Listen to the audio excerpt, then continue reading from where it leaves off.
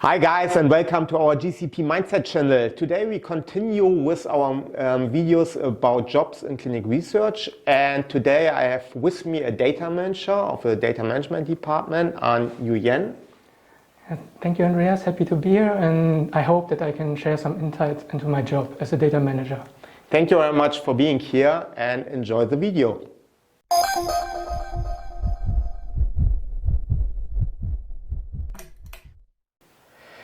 And thanks again for being here to talk with me about data management. Honestly, I don't have so much experience with data management. I worked for many years in clinical operations, in QA, and have done a lot of different things in clinical research, but never in data management. And I think it might be very helpful for people who are interested in clinical research, in finding a job in clinical research, that you give them some advices, recommendation, or just explain what you're doing the whole day. And I know that you are not working for many years because you are still young, but still I think you have done a lot of things already you can share with us. Yes, so actually I studied chemistry because I always had a strong interest in math, science and technology, and I really enjoy coming up with new ideas and solutions to problems that people put in front of me. And then during the course of my studies, I just realized for myself that I really enjoy dealing with the data itself, but maybe not so much standing in a lab and generating the data. So when I came upon the field of data management and clinical trials, it sounded kind of endearing to me because I could still work in my field of interest and contribute to the development of new treatments for patients.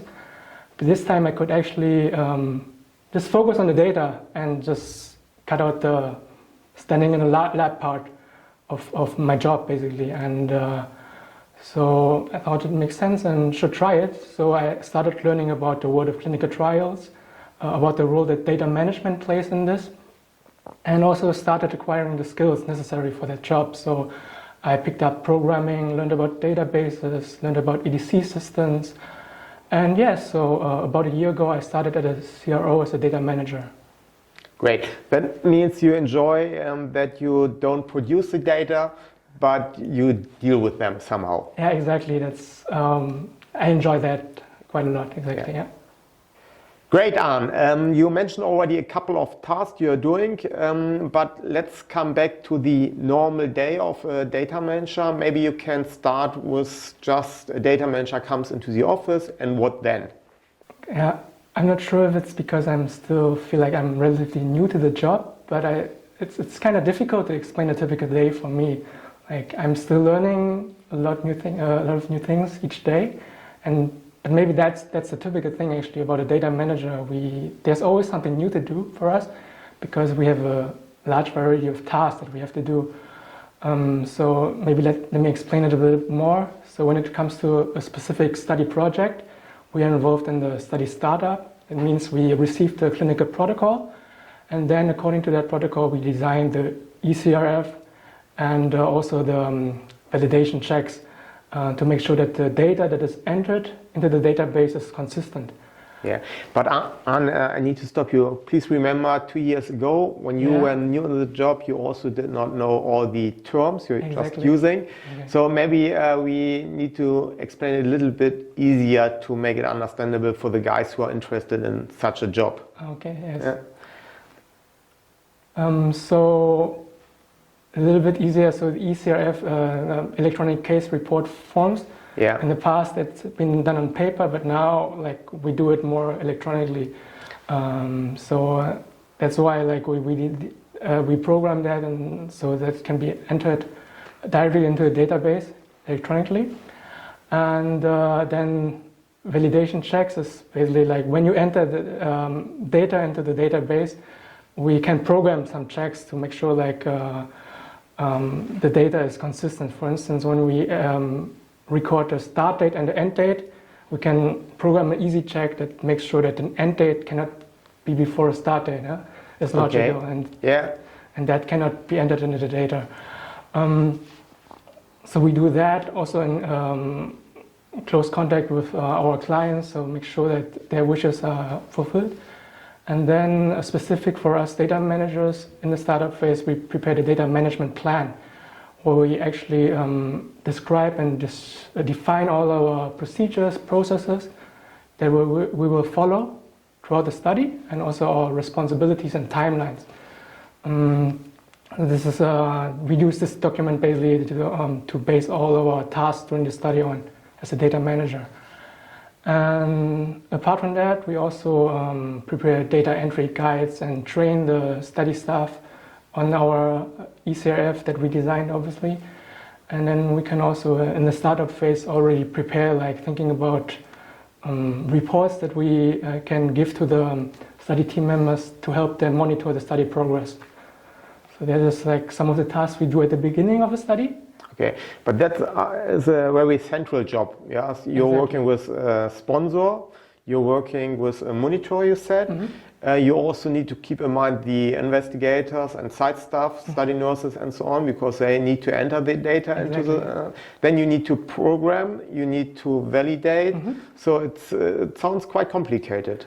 Exactly, like I think the startup phases can be like the most intense time like for us, because there's so much we need to prepare, and as you said, we need to be in close contact with so many other study functions and make sure that like what we design, our output, our eCRF is really something that everyone can work with. And so yes, so that's a lot of work in the beginning. But then once it's finished, we can just like look forward to having the first patients enrolled in the study and continue from there. Yeah. And what would be the next task then when data are coming into the system? Okay, so now we move on to the study conduct phase. So here we, as a data manager, we deal with all things data related. So we perform our tasks that make sure that all the data in the study is tracked correctly. And then we do everything that we can to make sure that the data collected is complete, is consistent, and is accurate.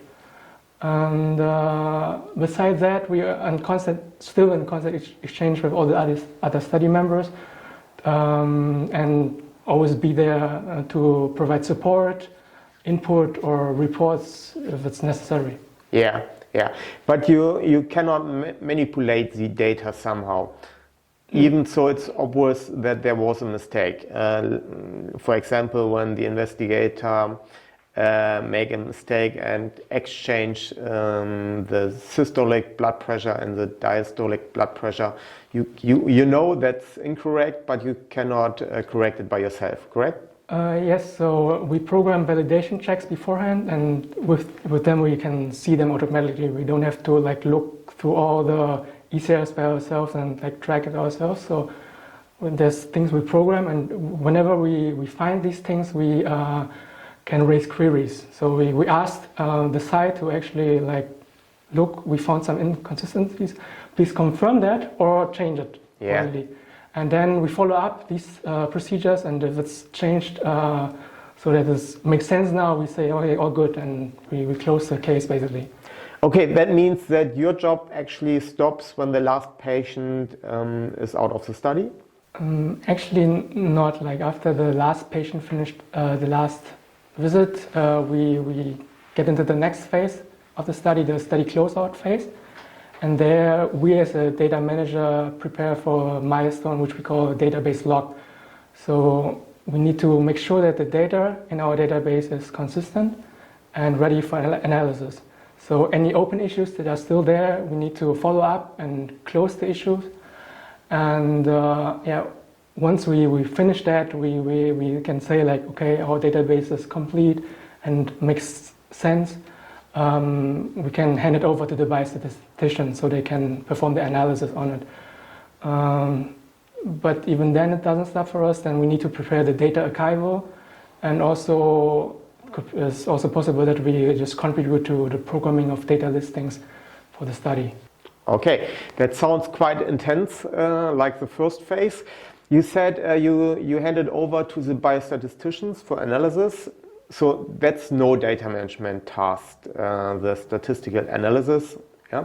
But what is with coding? I know there are several dictionaries on the market. The US have CDISC dictionaries or codings. Are you also involved in that as a data manager? So yes, as a data manager, we're also involved in these things. Obviously, in our team, we have experts who actually like know a lot of about medical coding, for instance, or CDIS standards and SCTM. But because they are reliant on the data, so me as a data manager, I can just pull the data, prepare the data for them, so they can perform their coding tests easier. So that's why, like anything data related, we are involved in, and we should also know what the experts and the functions actually have to do, so we can provide our output accordingly. Yeah. So everybody depends on you as a data manager. If shit in, then shit out. Because like the data is quite central for all study members, and the data is our area of expertise. It's you can say it that way. Yeah. Okay. That sounds like a lot of responsibility you carry with you. Really interesting. What is in terms of the location of your working place? Is it a typical office job, or do you work from home base? I mean, nowadays everybody can work from home, but is it a typical home-based job you're doing as a data manager? So okay, if we compare to the CRAs, we don't travel and don't see the clinical setting at all. So if you see it like that, data management job is like more of an office job where we work with a computer a lot. When it comes to working from home, we obviously have flexibility. So when we have a plumber coming to our home, we can, on that day, definitely work from home and perform our task. But in general, like because we are in like so central to the study, like it's good if we show up in the office from time to time just to be there and make communication easier, so we can have this constant exchange and solve problems just faster that way. Yeah. So I always say clinical research is really a teamwork job, and so it's also you are an important part of the team. So it's good also to meet face to face for better meetings. Mm-hmm. In data management, we had a lot of changes during the last couple of years because 20 years ago we have done nearly everything on paper, and then data needed to be entered into the database, and data manager are judged by, or especially the data entry person, are judged by the number of data per hour they have entered into the system. Yeah, it's like the people at the cash machine in the supermarket. Fast people are better. What are the typical key performance measures nowadays for data manager? How is your job measured, or how is it decided that you are working well? So if we look into the study as a whole, like for a successful study, we need to ensure patient well-being and safety. But then when it comes to data, which we data managers can have the most impact on, I feel, we need to ensure like high data quality and integrity. So all in all, if a study runs well and is concluded in a timely manner, the whole study team can take pride in it, and obviously us as data manager, as a part of that team, can take pride in it too. But then if you want to speak specifically about data management KPIs, let's say like how we train the staff, how we prepare our data entry guides so that it's easy to understand. Obviously, it will have an impact on the study conduct, so that there are less mistakes by data entry. And then also the way we communicate. So whenever there's some inconsistencies in the data, how we like raise the queries, and then if we don't explain it well enough, maybe like the site asks, I don't understand what you mean, can you explain again? So we have to do it once more, and it all takes time, and it's just also added stress to the other party. So on a small scale, like when we communicate well, it's just means that it runs well. And then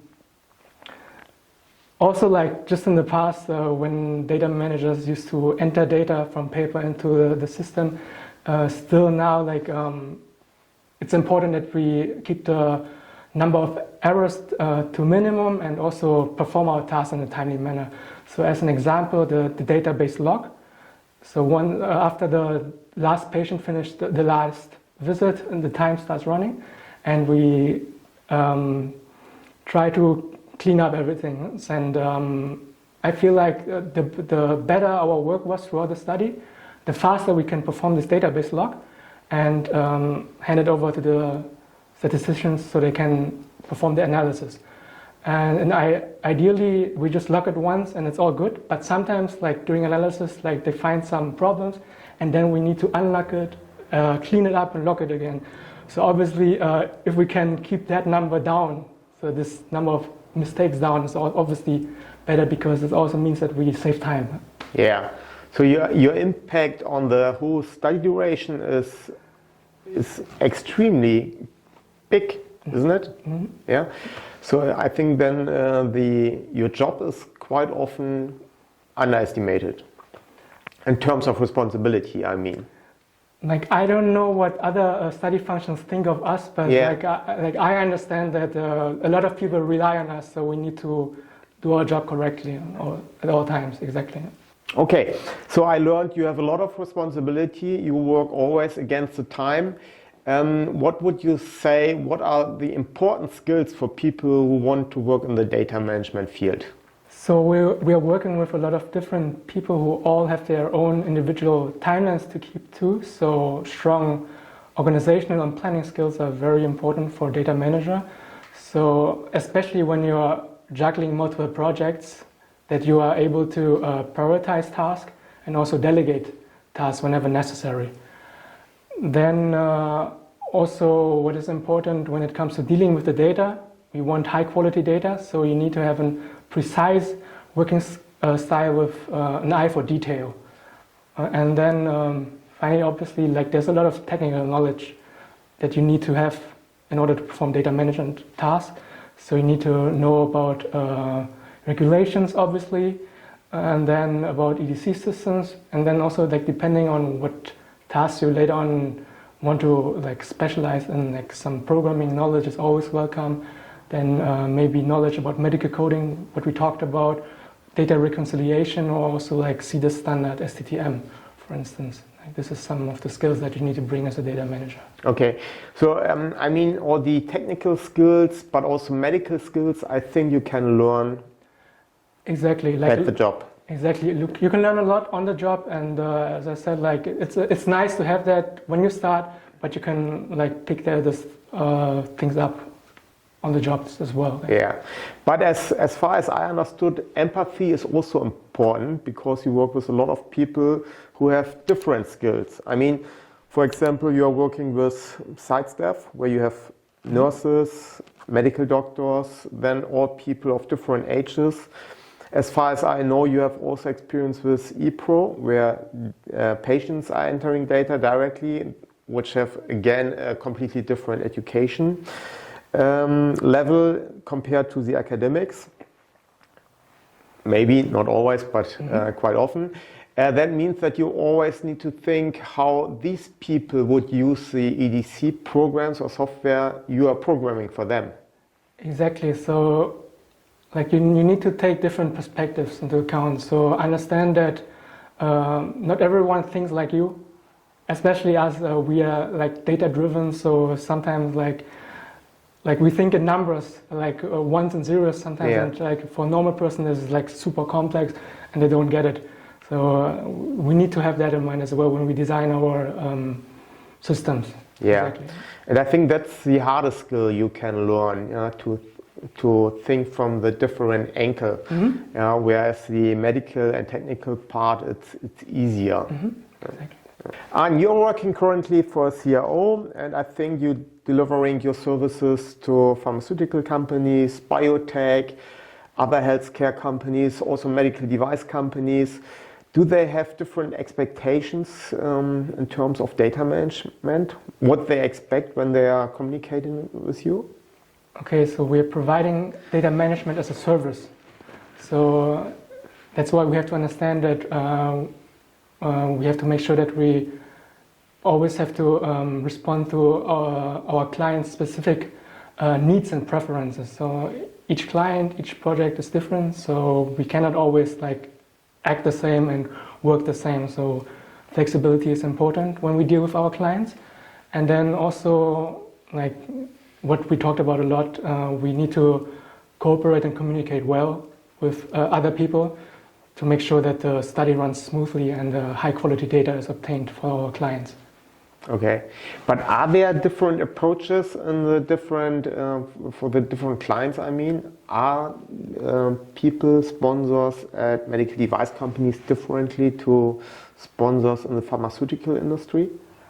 So, like, I feel like medical device companies, they are like they understand us a little bit more, like because they work in a similar way as us, and so they're like we can just be ourselves basically, and yeah, there are also a lot of technique freaks and engineers and so on. And okay, yeah. Whereas a pharmaceutical company, I can imagine it's more emotional. That's my feeling, at least. When you work with sponsors for especially bigger pharmaceutical companies, that's a lot about ego and all different kind of emotions. Control, it's very important, but a little understanding really for data and data-driven approaches and data management at all. Good. Yes, probably you can say it that way. So yeah.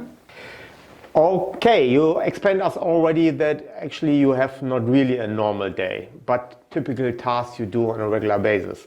Do you also have something like ad hoc tasks you need to do from time to time? Okay, so as a data manager, you should actually always be prepared to react whenever there are problems that arise during the study that need our input. When it comes to a specific example, for instance, there is a protocol amendment, a protocol change, and then you need to adjust the ECF quickly, and also the documentation that is related to that, like the entry guides, and maybe retrain staff on the adjusted ECRF. And obviously that needs to be done quickly, and we need to perform it also like without any mistakes. Yeah, and also like sometimes like the sponsor like asks, can you give us data for this patient? We need to review it internally, and then we just provide that data set to them as well in a quickly manner. Okay, so there's also a lot of flexibility. Yeah. Okay, let's go back to quality. What would you think makes an excellent data manager? As a data manager, you need to have, I think, like flexible problem-solving skills. So we need to understand that we have to balance the expectations from our clients with the constraints that exist from the systems that we use and also the regulations. So always like solving problems.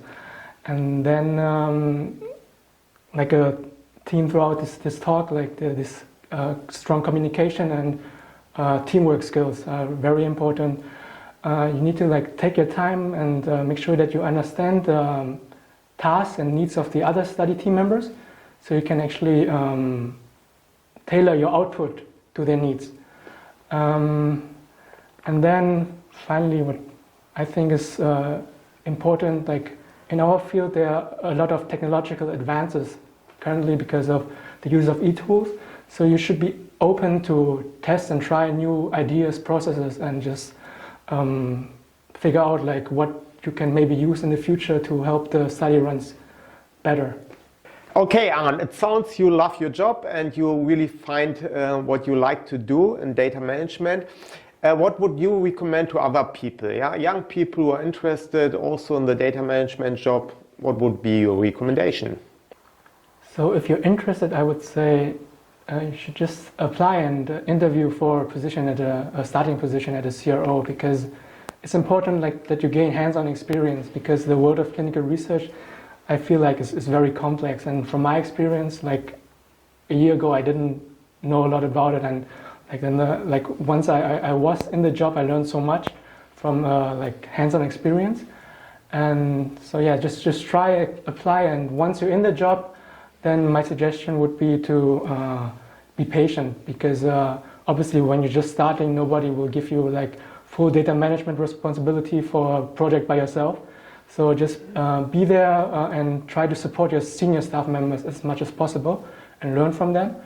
And also like stay curious and just when you like apply processes that are new to you, and you need to understand that while there are a lot of regulations in your field, which can be very daunting at the beginning. Like that's what I felt at the beginning, like wow, so many rules. But actually, like the processes are not fixed and not perfect. Like there's still always room for improvement.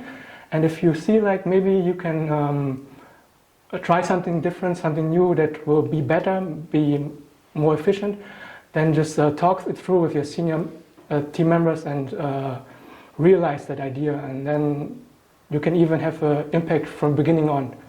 Yeah, I think that's an important attitude, especially because you need to work always against the time, that you try to find a solution which makes you faster as a team. Mm-hmm. Yeah, but you can't study data management at the university. It's always training on the job, correct?